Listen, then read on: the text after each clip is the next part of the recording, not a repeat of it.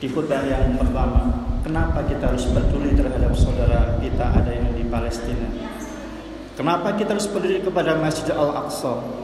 Jangan sampai dalam hati kita mengatakan, untuk apa ngurusin Palestina jauh-jauh?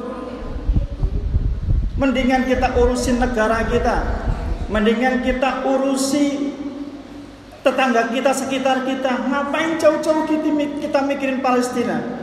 Jangan sampai dalam hati, dalam pikiran kita berpikir demikian, saudaraku sekalian.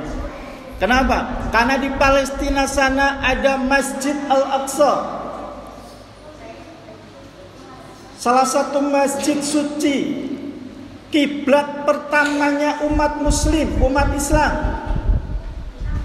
Maka wajib bagi kita untuk membelanya, untuk menjadi orang-orang yang terus bergerak entah dengan cara apapun yang kita bisa. Ketika harta kita bisa miliki, sumbangkan kepada saudara kita. Ketika harta kita tidak miliki, minimal dengan doa-doa kita panjatkan. Semoga kemenangan saudara-saudara seiman kita bisa diraih di sana. Itu alasan yang pertama. Kenapa kita harus berkontribusi, menyumbangkan sumbangsi kita harus ada. Minimal dengan doa kita. Karena Al-Aqsa adalah masjid pertama kita, kiblat pertama kita. Mohon maaf, kiblat pertama kita. Sebelum kita menghadap Baitullah di Mekah, umat Islam menghadap ke Masjid Al-Aqsa terlebih dahulu. Maka wajib kita bela. Dan ada keutamaan kita melaksanakan ibadah di sana. Itu yang pertama, saudaraku sekalian. Yang kedua adalah ketika kita ditanya oleh malaikat nanti di alam barzah, siapa saudaramu? Saudaraku adalah saudara seiman. Selama dia mengaku beriman kepada Allah, maka itu adalah saudara kita.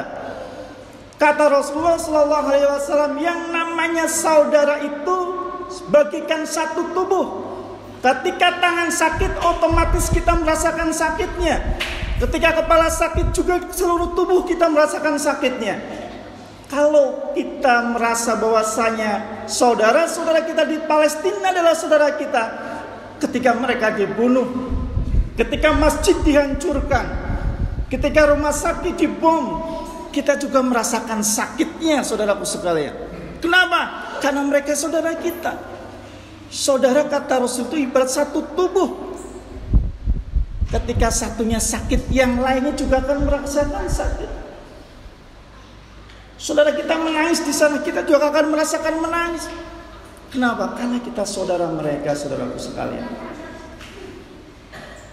Oleh karena itulah, saudaraku sekalian, kemudian apa solusinya, saudaraku sekalian? Yang kita bisa lakukan adalah kirimkan doa-doa terbaik kita. Kemudian perbaiki kita. Salah satu kekuatan para mujahidin Palestina adalah mereka orang-orang yang hafal Al-Quran. Bahkan anak-anak kecil ketika sakaratul maut, dia tilawah, dia baca Quran yang diingat Al-Quran. Oleh karena itulah, saudara sekalian, kalau kita ingin menjadi orang yang kuat, orang yang dilindungi oleh Allah, tanamkan dalam diri kita Al-Quran itu. Maka didik anak-anak kita menjadi penghafal Al-Quran. Seandainya kita tidak bisa hafal Quran, minimal anak kita, sehingga kita juga insya Allah akan mendapat syafaat dari anak-anak kita yang hafal Al-Quran. Insya Allah, saudaraku sekalian. Maka tanamkan Al-Quran dalam anak-anak kita. Kemudian ayo, salah satu sekarang Palestina belum terbebaskan adalah karena kita kurangnya ukhuwah, persaudaraan. Israel itu dikelilingi oleh negara-negara Islam.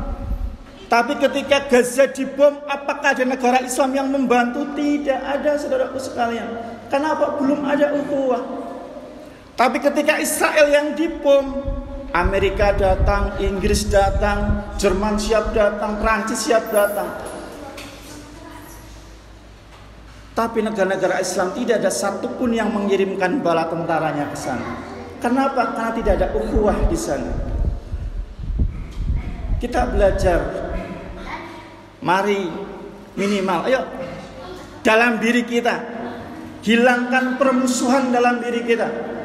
Kalau ada perbedaan, yuk kita rembuk bersama. Ada saatnya kita harus mengalah. Harus adanya saatnya kita mengerti dengan pemahaman orang lain. Tidak harus kita memaksakan pemahaman kita. Ukhuwah tidak akan terwujud kalau masing-masing dalam diri kita memaksakan seolah-olah kita yang paling benar dan harus dilakukan.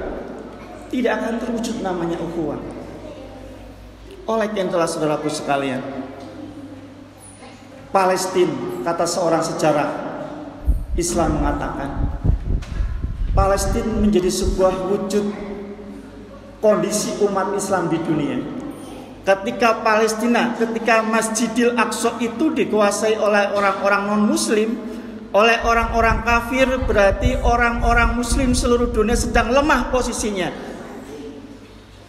Tapi ketika umat Islam sudah kuat, maka Palestina pasti akan dikuasai oleh orang Islam.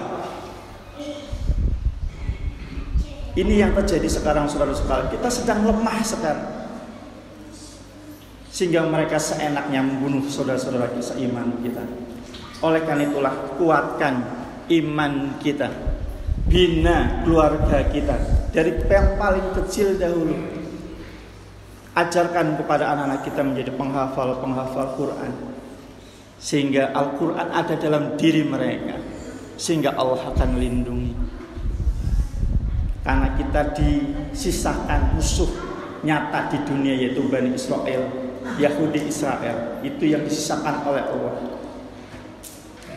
sebagai untuk menjadi sebuah tantangan untuk kita menguji keimanan kita.